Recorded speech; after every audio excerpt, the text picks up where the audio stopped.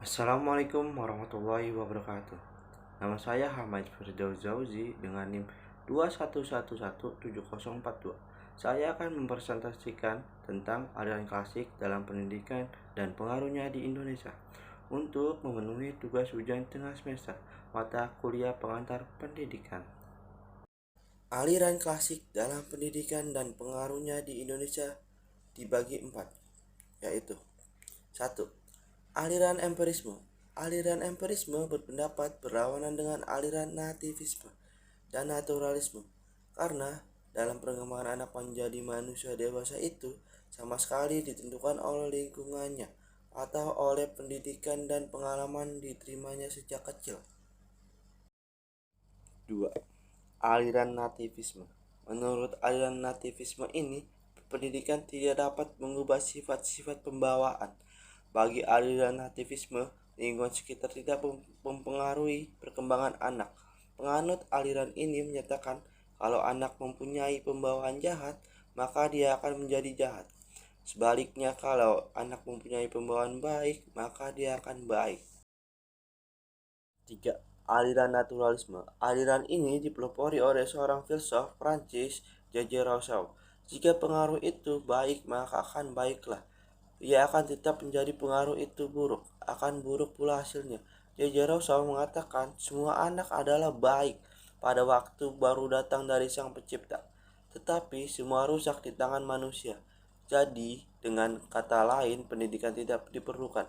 Yang dilaksanakan adalah menyerahkan anak didik ke alam, agar pembawaan yang baik itu tidak menjadi rusak oleh tangan manusia melalui proses dan kegiatan pendidik. Keempat, aliran konvergensi. Aliran konvergensi merupakan gabungan dari aliran-aliran di atas. Lingkungan yang baik dapat menghasilkan perkembangan anak yang optimal. Sebagai contoh, pada hakikatnya kemampuan anak berbahasa dengan kata-kata adalah juga hasil konvergensi.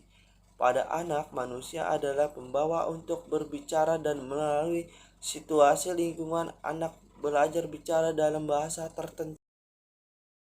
Dua aliran pokok pendidikan di Indonesia. 1. Taman siswa berdiri karena keadaan pendidik di Indonesia yang sangat terbelakangan.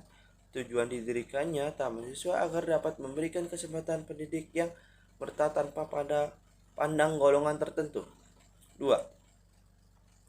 Ruang pendidik INS Kayu Tanam lahir karena upaya Muhammad Syafi'i yang ingin mewujudkan cita-cita orang tua angkatnya. Tujuan didirikan INS Kayu Tanam ini mendidik supaya menjadi manusia, membimbing anak, didik kepada diri dan bakat yang dimilikinya. Gerakan-gerakan baru di dalam pendidikan. 1. Pengajaran alam sekitar atau pembelajaran di luar sekolah kelas atau di luar sekolah. 2. Pengajaran pusat perhatian. 3. Sekolah kerja.